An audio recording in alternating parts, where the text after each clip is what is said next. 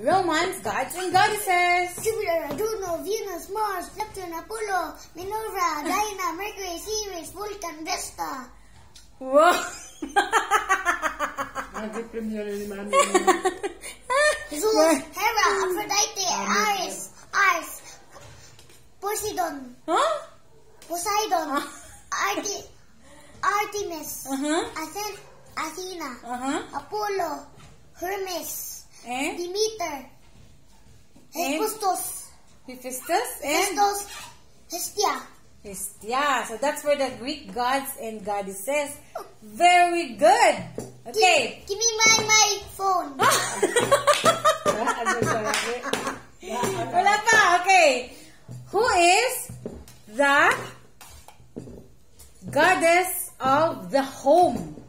And whiteboard. And whiteboard. And blackboard. Listen sa mama. Under. Who is the goddess of the home? Kisa mo ng goddess sa home? Goddess.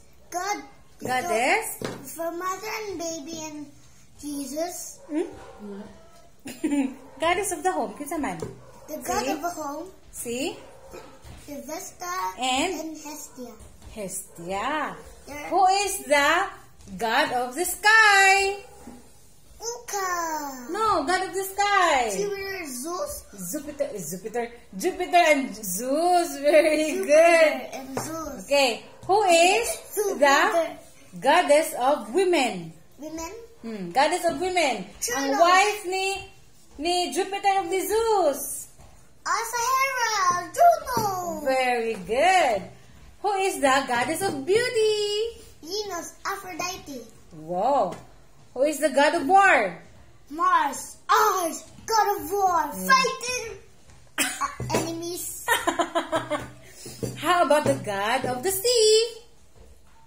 Poseidon and Neptune. Very good. How about the goddess of the sun? Apollo. Very good. And Apollo. Oh, pareho na Apollo, no? Both How about the god of volcanoes? It's double Apollo. Double Apollo. Who is the god of Apollo and double Apollo? Double Apollo. Who is the god of the sun? Volcanoes. Vulcan and Hephaestus. All right.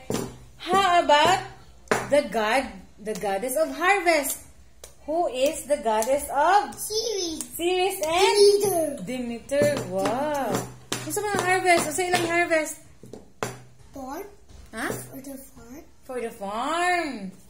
How about who is the goddess of wisdom? Athena and Minerva. Minerva and Athena. How about the goddess of love? Wait, what's that? The goddess of love is Venus and Aphrodite. Balik na di ay? Oh. Okay, ate. Napaka-question ate?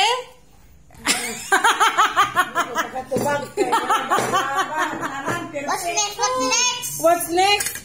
Okay. Where is your... Okay, about body parts. Okay. Where is your amygdala? Where is your amygdala? What's the function of amygdala? Amygdala is for the damage, for the falling damage, for the bakog, simento, tunting, damage, to, falling, tintin, remote, and ako ay mami, and falling for the trap, and go to simento, and cry, and cinder, and go to roughly papa, and go roughly, cry to si papa, and they'll lay down in the TV cars too. Intense mo kay ka. The amygdala signals your brain to feel fear. What else? Happy, angry. Sad. Hurt. Wow. Well, that high five. How about fever? Fever, yes. You feel hot? Are you okay? I not feel hot. You do not feel hot? How about... not fever. You don't have fever. I don't have fever. You drink A herb. Herb? Ano ba? Herb. Herb. It's like flower. It's like flower? Oh, it's like flower. Like a plant. Like a plant. How about your pineal gland? A pineal gland. A pineal gland, eh? What's a pineal gland? Pineal gland. It's a dark for the dark is for sun and night. And good morning, Sander. And waiting for the school and driving to the Tita Carpon and Rafa and Riley's. Go Rafa and Riley's. Yeah, the pineal gland signals your brain that, hey Sander, it's already morning. Hey Sander, it's already noon. It's time for Eat. It's time to eat your lunch. Hey Sander, it's already after. It's time to take your Evening. snacks. And then, hey Sander, it's already evening. It's time to eat your Sleep. eat pa. Eat your Snacks. Eat Your rice. your rice, your dinner. Dinner. And then hey Sander, it's time to sleep. And then the following morning, it's time to wake up for school because it's ready. Tita Carpon and Rafa and Riley's and Jabari. And Jabari. Alright. Where is your femur? Where's your femur? Wow, well done. Nana sa tita. How about show me your rib cage? With cage. Be, show me your rib cage, Be. Be, where's your rib cage? What's the function of your rib cage? It says It's for breathing. breathing. Sander, where is your Achilles heel? Achilles heel for the mother, for the baby, and shut the bow and arrow. Oh, asa mo lapit yung mga Achilles heel? Asa lapit? There. Wow!